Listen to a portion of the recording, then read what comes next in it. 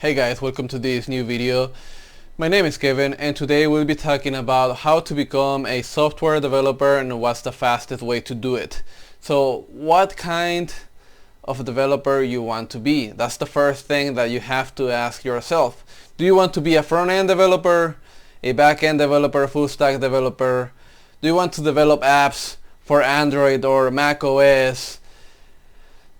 Just choose one way and that's how you're gonna be able to follow your path. And since I started as a front-end developer and transitioned my way into full-stack web development, I can only talk from one point of view because that's what I know. But the fundamentals are the same even if you're gonna be an app developer for Android or Mac OS or just a back-end developer. It doesn't matter because the fundamentals are the same. The first thing that you have to do is get the basics of computer science because data structures and algorithms are really important, and I would recommend this mostly to self-taught developers that didn't have the opportunity to go to college or don't want to go to college. Like myself, I didn't have the opportunity to do it, so I had to take courses on computer science. And the course that I recommend is CS50.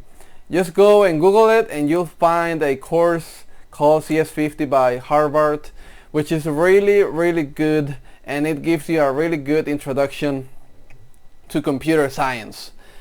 You know what? I'm gonna leave the link in the description, and also you can take the course and get a certificate, and I'm gonna leave the link in the description too for that.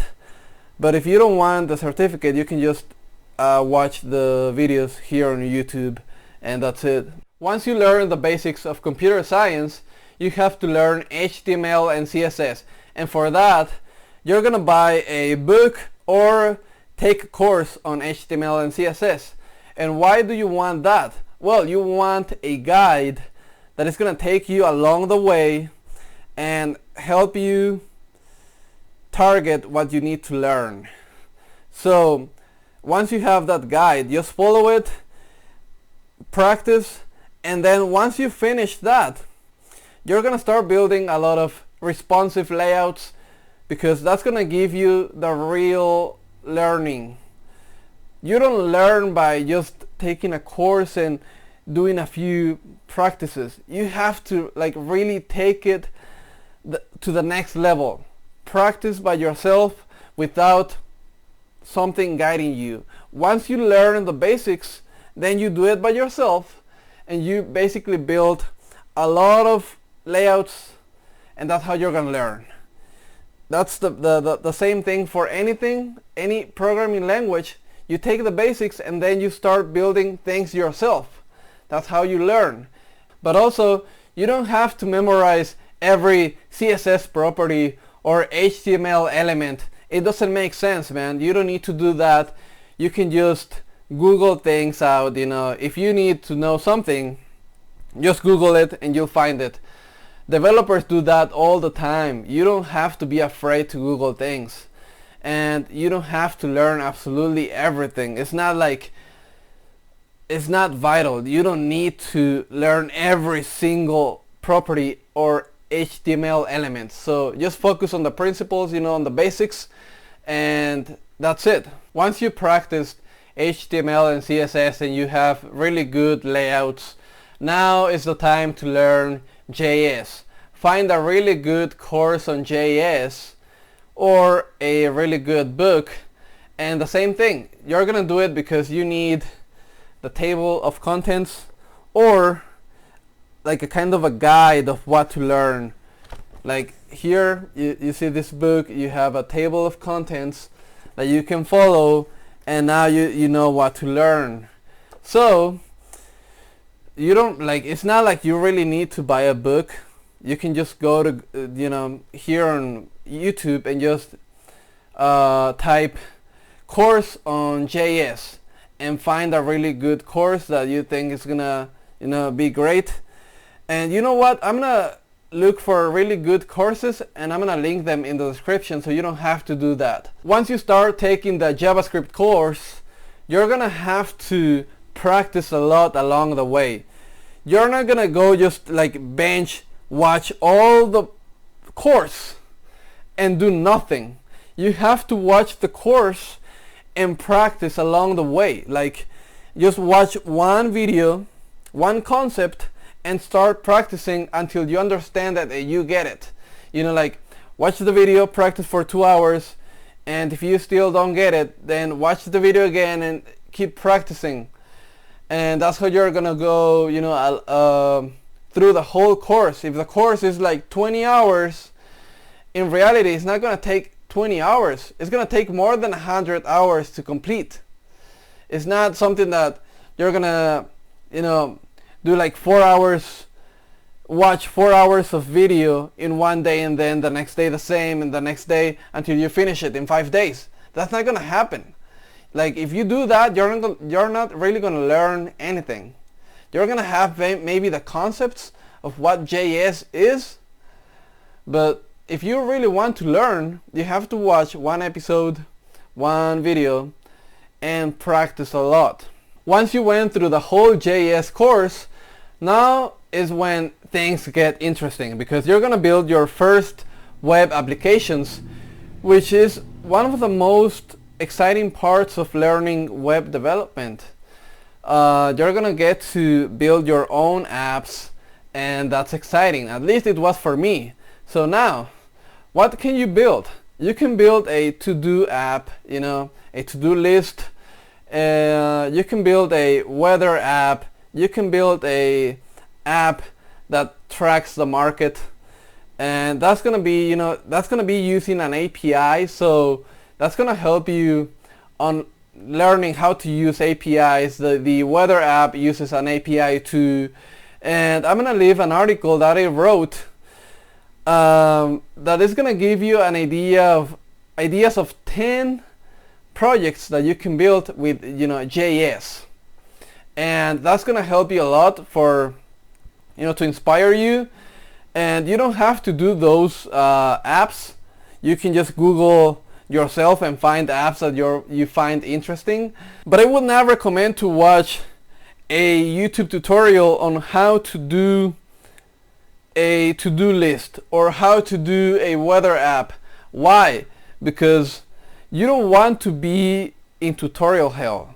Tutorial hell is how a lot of people call it, but it's basically when you're just watching tutorials to build your apps, and you keep watching them and building them, but you don't really get any experience because you're dependent on tutorials to build things. So what I would actually recommend is just start building, and whenever you feel like you can do something, just Google it. Just Google how to do that component, because a web application is a bunch of components that are put together to build the web application basically. So if you have a to-do list that is going to have a counter, now you don't know how to do the counter, then Google how to make a counter, JS counter, and you'll find it. Or counter, by counter I mean timer. Or if you don't know how to delete a HTML element with JS, just Google how to delete a HTML element with JS, and you're gonna find that that's gonna help you, you know, build a to-do list, because basically a to-do list has a erase button, and if you click that button, it's gonna have an event listener that is gonna erase that HTML element, the parent element, basically the container of the task. And if you look for individual components or how to do individual tasks, you're gonna learn a lot, because basically the app you built it yourself, but then you helped you search for help on Google, and you don't have to be afraid to use Google. Like I said before, use Google as a tool. Every developer I know uses Google all the time. They are Googling things every day, and that's how you do it. Once you build a bunch of apps with JS, and now you're confident with HTML, CSS, and JS, Now it's the time to learn a JavaScript framework. So what framework can you learn? Well, that depends on the area where you live and what kind of jobs you have around. So if you have a lot of jobs that require React, then learn React. If you have a lot of jobs that go for Vue.js, then go with Vue.js. And yeah, that's gonna change depending on your area. And if you don't have any jobs around you, tech programming jobs around you, just go with React, because React is the most used framework right now. And yeah, just choose whatever the companies around you are using, you go for it. In my case, it was Vue.js, and that's why I went the Vue.js route. But you don't have to do the same. If in your area they're using a lot of React, just learn React. Once you chose your framework, you're gonna go and do the same that you did with JS. Just take a course and see the video, watch the video, practice, watch, practice, watch, practice, because practice is the most important thing that you can do. Just watch a little bit, practice a lot, and that's how you're gonna learn. And once you finish the course, you're gonna build the same apps you built with pure vanilla JS. You're gonna build them with your framework, and that's how you're gonna be able to transfer the knowledge that you took from JS to your framework, because now you're gonna see, hey, that's how I did things with pure JS, and that's how I'm doing things with this framework. So you're gonna compare and see, hey, what's the differences? Why am I using a framework? Because a lot of people wonder why they use a framework. A framework brings a lot of utility, a lot of it helps you write less code and have the same functionality. And it's not only that, it helps you with a lot of things, because the framework can handle a lot of things that now in pure JS you had to do manually, and you had to write more code to do the same. Now the last thing that you have to do to become a software developer is to get the job, right? So to do that, you're gonna have to build a portfolio to show your skills. So you're gonna build a good looking portfolio where you're gonna have the top 3 projects of your own. And I would not recommend to have like all your projects. Just show the best projects that you have, the top 3. If you want to put more, that's okay. You can put 4, 5, 6 projects, but they're gonna have to be really good. Like, they have to be your top projects where you show the skills at the best.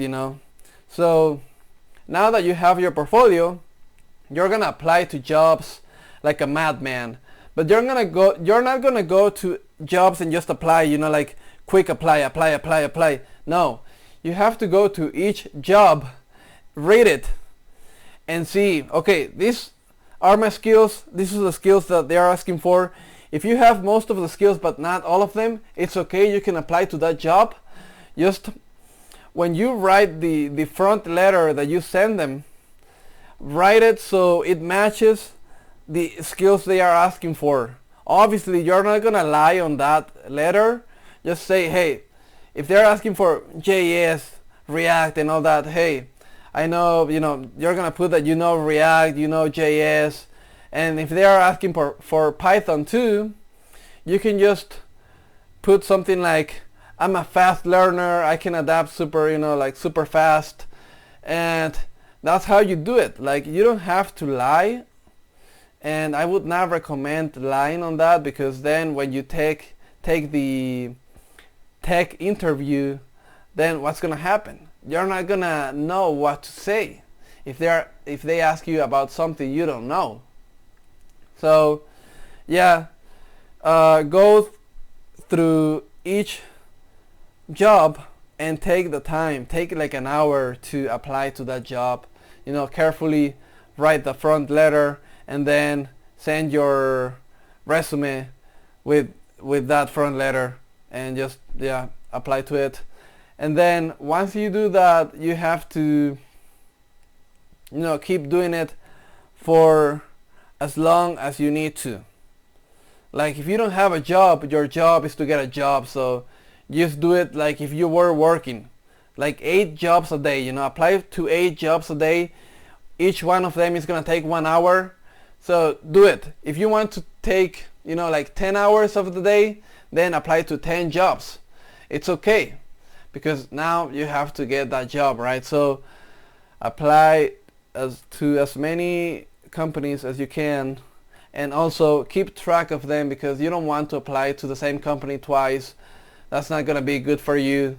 And how do you prep for the coding interview? There's a few things that you can do, although you will never know, or you can never know what they're gonna ask you, but you can always do something. So if you're gonna be a front-end developer, you can Google for front-end development interview questions, and a lot of interviewers look for those on Google and basically ask you those questions. So if you go and look for those questions, you can be a little bit ahead of the interviewer and be kind of prepared for that. Obviously, I'm not assuring that they're gonna ask you that, but it's a way to prepare. And also, you're gonna have a technical coding interview, which is gonna be solving problems. So for that, I recommend a website called Code Wars, as it sounds, codewars.com. So I'm gonna leave the link in the description so you can go and practice your problem solving abilities. And that website is really incredible in that, because you can, if you are a good problem solver, you can basically submit problems to the website, and there is a whole community behind that website, and they just publish new problems, and you can keep practicing and get very good, and it's free. You don't have to pay anything, and that's why I recommend that. Also, I would recommend the classic book Cracking the Coding Interview, which is really good when it comes to the knowledge that you need for interviews, mostly for big companies, but I would recommend you to read it anyways. Like if you're gonna apply for smaller companies, it's gonna help you anyways. It's a really good book, and it's really technical, so it's gonna take a long time to go through it. So yeah, just go through it and get ready. You don't have to go through the whole book to get the interview, but it's gonna help you. This whole process is gonna take a little bit of time. It's gonna take a few months, if not years, but that depends on you. For me, it took 2 years and 4 months, because I had a full-time job, and I worked 8, 10, 12 hours days, depending on the day, because basically I didn't work 12 hours a day every day. Obviously, I had some 8-hour days, or some days that mostly I worked 10 hours a day. But that depends on your situation. If you don't have a job and you're just studying, it should take you less than half the time it took me. Like it should take you less than a year, and that depends on person to person. If you learn super fast, you can learn that in like 3 months. If you go a little bit slower, 6 months. If you're like me and you had a full-time job, and you didn't have, you depended on yourself and you were on your own, then it's gonna take longer, because basically you don't have as much time.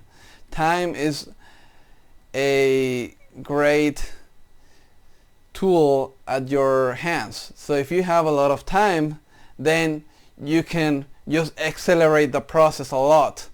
And if you don't have a lot of time to work with, then you have to do what you can with that time.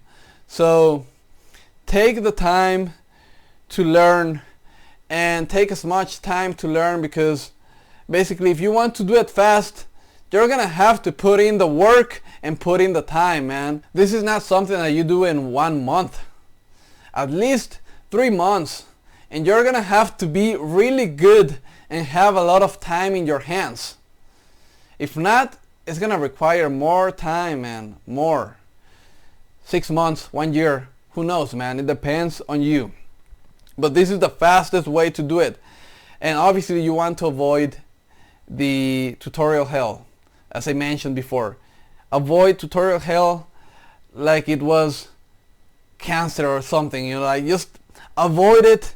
Don't get in it, because once you get in it, it's really hard to get out of it. Because I've done it. I've been there. You don't want to be there. I assure you that. And that's pretty much it, man. Like, that's all the steps that you have to take to become a front-end developer.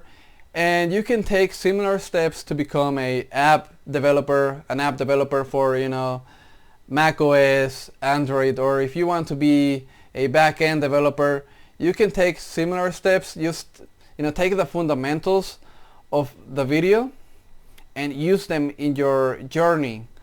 And I'm sure this is gonna help you a lot. Even if you're not gonna be a front-end developer, this the concept of how to learn is gonna help you a lot, because that's basically the most important thing that you have to know. How to study. That's the most important thing. Well guys, we've come to the end of the video. I hope this helped you a lot, you know, all the concepts that we went through. And yeah, that's gonna be it for today. So see you guys next time.